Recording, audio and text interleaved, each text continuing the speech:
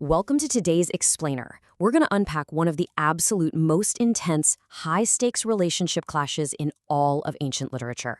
We're diving right into a classic conflict from the Mahabharata, specifically the Sambhava Parva. We're going to look at a moment where unyielding duty collides head-on with fierce, undeniable desire. This isn't just a simple disagreement. It's a literal cosmic breakup that shook the heavens and completely changed the destinies of everyone involved. We're going to break down the exact arguments used by both sides, looking at the logic and the raw emotion, so we can fully grasp why this ancient drama still resonates so powerfully with us today. Okay, let's dive into this. The story kicks into high gear with a remarkably bold statement from Devayani. She says, "Thy vow hath now been over. It behoveth thee to fix thy affections on me." She is not dropping subtle hints here. She is stepping directly into the path of a man named Kacha and making a highly assertive, unequivocal demand for his love and his hand in marriage.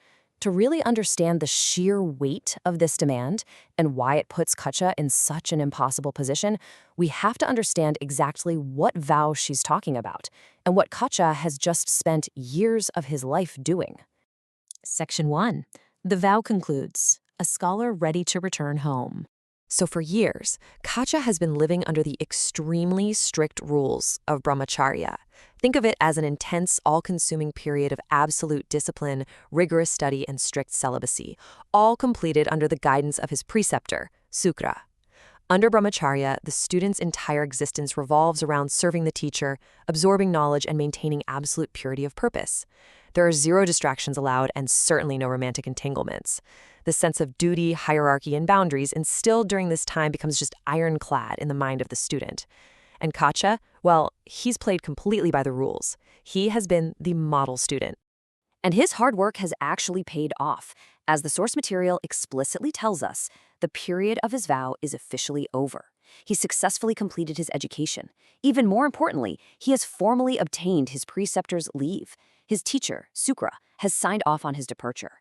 Kacha's bags are packed, so to speak, and he is ready to return home to the abode of the celestials. He's done everything right, followed every single protocol, and is just steps away from a triumphant return. But, as we know, Devayani has other plans. Section 2. A complicated proposal. Devayani makes her move. Devayani corners Kacha, and she doesn't just confess her love, she builds a highly structured, almost legalistic case for why they absolutely must be married. First off, she points to mutual family respect. Kacha's father, Angiras, and her father, Sukra, are both highly celebrated and respect one another. It's a perfect match on paper. Second, she reminds him of her impeccable conduct while he was under his strict vow. Basically, she respected his boundaries then, but hey, the vow is over now. Third, and this is the real emotional heavy hitter, she reminds him of her deep affection and loyalty when he was literally slain multiple times by their enemies, the Asuras. She was right there for him in the darkest, most dangerous times. Finally, she demands that he not abandon her when she hasn't done anything wrong. It is a brilliant, multifaceted argument combining shared history, intense loyalty, and immense emotional leverage. Section 3. The ultimate rejection. Kacha's ironclad logic.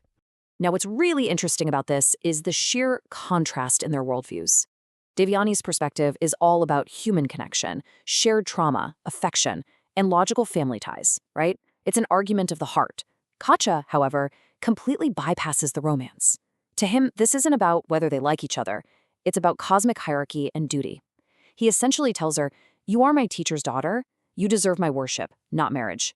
To Kacha, marrying his teacher's daughter isn't just inappropriate, it's a fundamental violation of the sacred student-teacher dynamic. He views her with reverence, not romantic desire, simply because his duty explicitly demands it. And just in case the whole teacher's daughter argument wasn't enough, Kacha brings out a mythological loophole that is as bizarre as it is airtight. Let's walk through his logic step by step. Step 1. During his time studying, Kacha had literally resided inside the body of her father, Kavya, also known as Sukra. Without getting too sidetracked into the broader lore, Kacha was actually swallowed by his teacher at one point and resurrected from within him. Step 2. Devayani is Kavya's daughter. Step 3.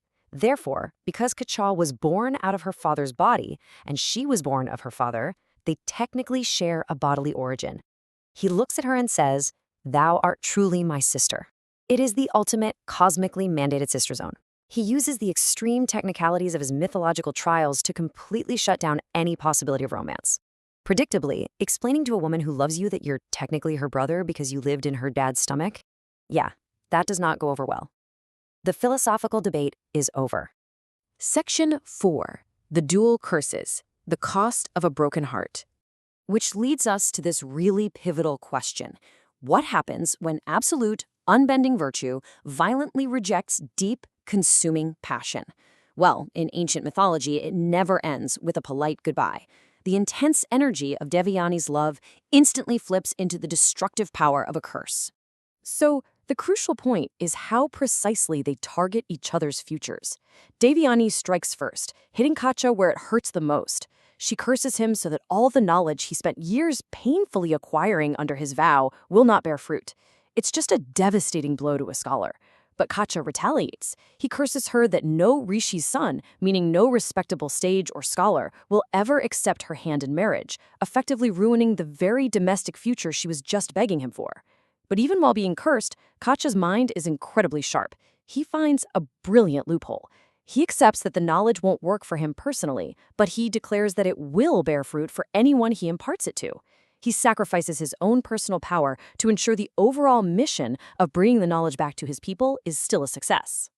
Before he turns his back on her forever, Kacha delivers this final, really cutting critique. Thou hast acted under the influence of passion and not from a sense of duty. It just perfectly encapsulates his entire worldview. In his eyes, she failed the test of discipline. He isn't rejecting her out of malice, but because she let her emotions override the sacred order of things. Section 5. A hero returns, welcomed by the Celestials.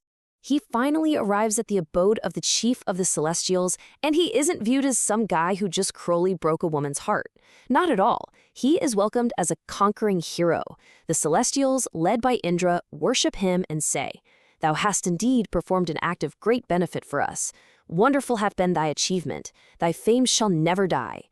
In the eyes of his people, his refusal to give in to Devayani's passion, his unwavering commitment to his vow and his duty, is his absolute greatest victory. He secured the knowledge, even if he can only ever teach it, and he didn't compromise his virtue. And this brilliantly illustrates the core tension of the source material, leaving us with one final thought to ponder today. Is the eternal glory of keeping a vow worth the permanent scars of a curse? Kacha gets eternal fame and the praise of the heavens, sure. But he can never personally use the magic he suffered so much to learn. And he leaves behind a massive wake of heartbreak and ruined futures. It's a brilliant, incredibly complicated narrative about the heavy price of absolute discipline. Thank you so much for joining me for this explainer, and I hope this analysis has helped illuminate the incredible depths of this ancient epic.